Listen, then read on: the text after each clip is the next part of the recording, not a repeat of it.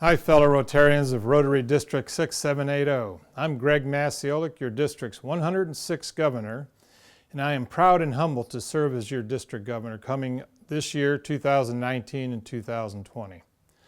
I was pinned by outgoing District Governor Jim Roxlow on Sunday, June 30th at our installation event. It was a great event and had a lot of past district governors there to help celebrate. Past district governor and past Rotary International President John Germ did the honors of installing me as the district's newest governor. I want to thank Jim Roxlow for an outstanding year as our district governor. There were many successes for this year, including foundation and annual fund giving, Polio Plus donations, district and global grants, membership, among others.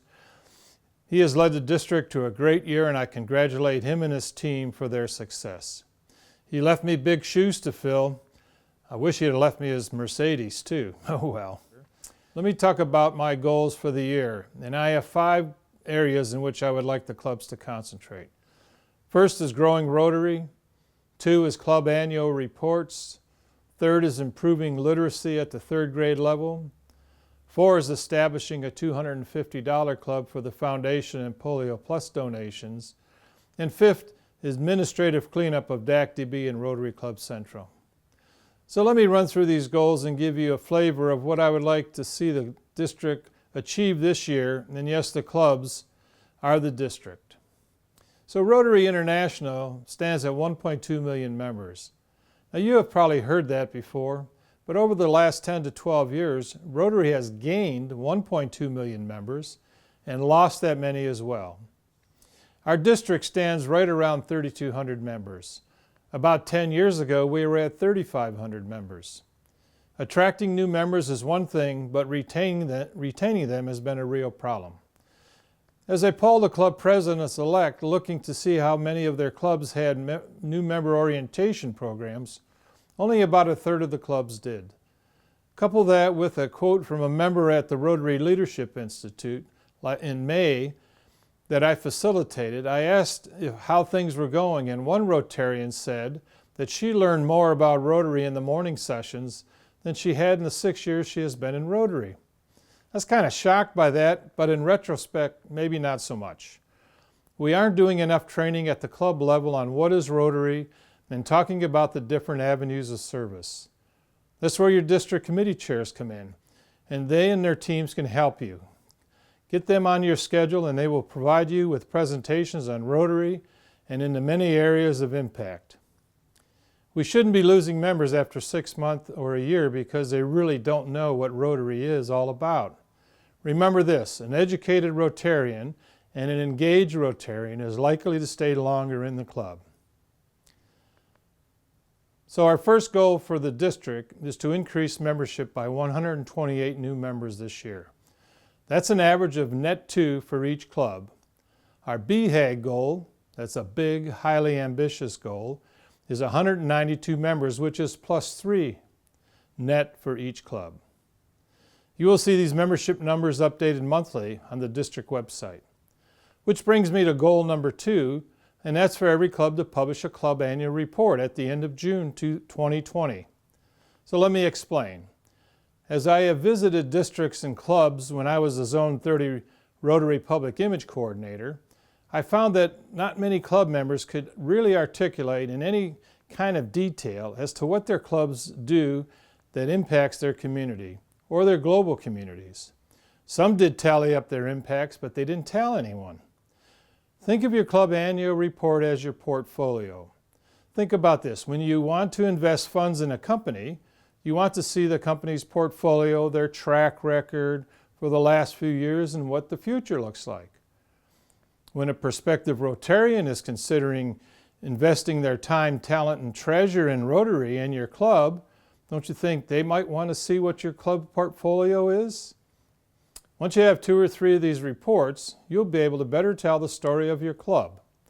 It also becomes your club's historical documents. Last year, the 6 Knoxville Rotary clubs did annual reports, and then they were combined into one report. Now there are 421 Rotarians in Knoxville last year. They combined for $434,209 of total time, talent, and treasure, of which $91,000 went to the Knox County schools. Now last year we were able to get the club presidents on the local talk radio station along with Dunkin' Donuts franchisees David Baumgartner and got 45 minutes to talk about the impact Rotary is having on the local community with the 6 clubs and with the Dunkin' Donut Polio Plus campaign. Third goal, third grade reading levels.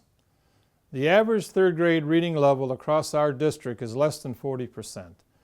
That means only 40% of the children can read at the third grade level. Fourth graders start reading to learn, and that means the other 60% are in trouble. Now, Mama Rosa from the Broadway play South Pacific said, "You can't have dreams come true if you don't have any dreams." Some of these kids don't have dreams because of the circumstances in which they live.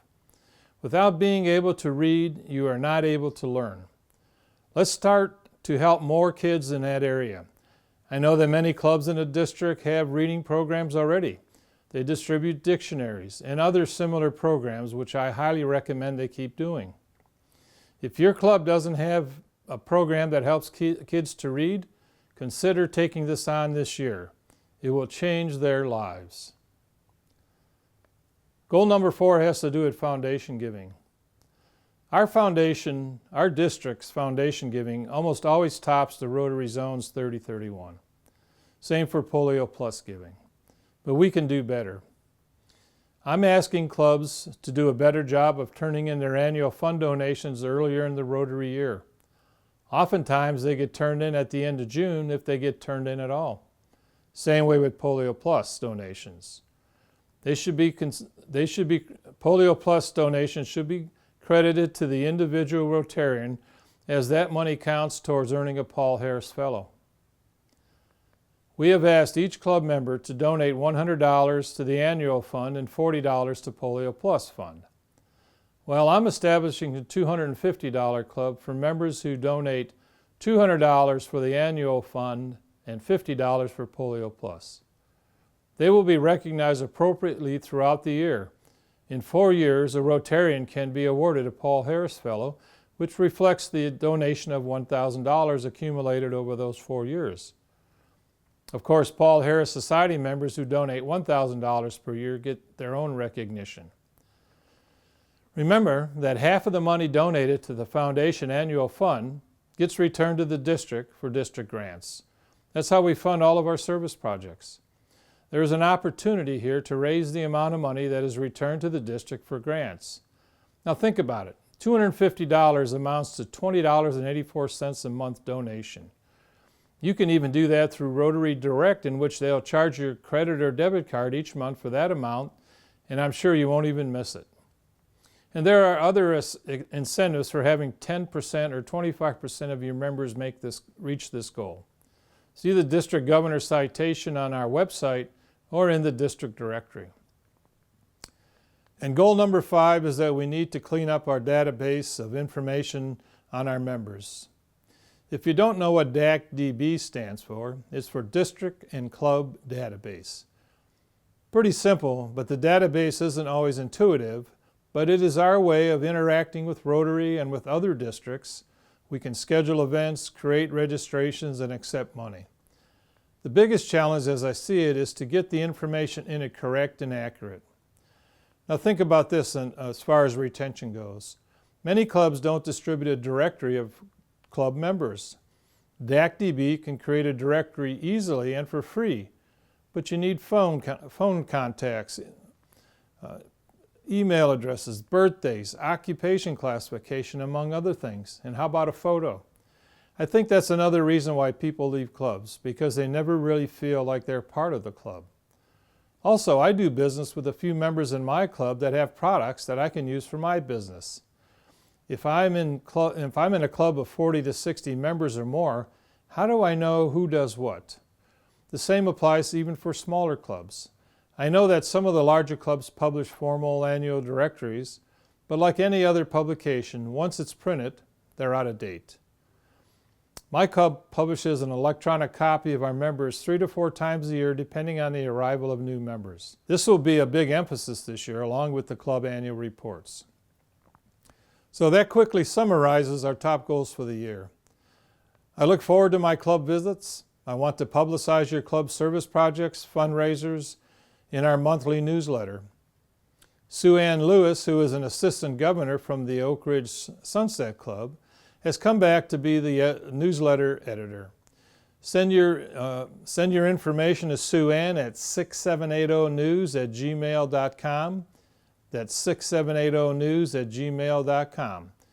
She will help publicize as many of your events as possible, but guess what? She has to know about them. I will also publish a running total of our volunteers, volunteer hours, funds donated, in-kind donations, people impacted. This will be on the homepage of our district website starting in August. I would like the numbers updated no later than the 5th of the month. Let's show the impact that Rotary is having on East Tennessee. I know this video is longer than most, but I wanted to get everybody started with the same information so that we can have a super year. On July 22nd, we're going to have an End Polio Now game at the Smokies in Kodak, Tennessee. Tickets can be purchased from your club presidents. Let's have a good showing at that ballpark, and let's see if I can throw a ball 60 feet. We'll see.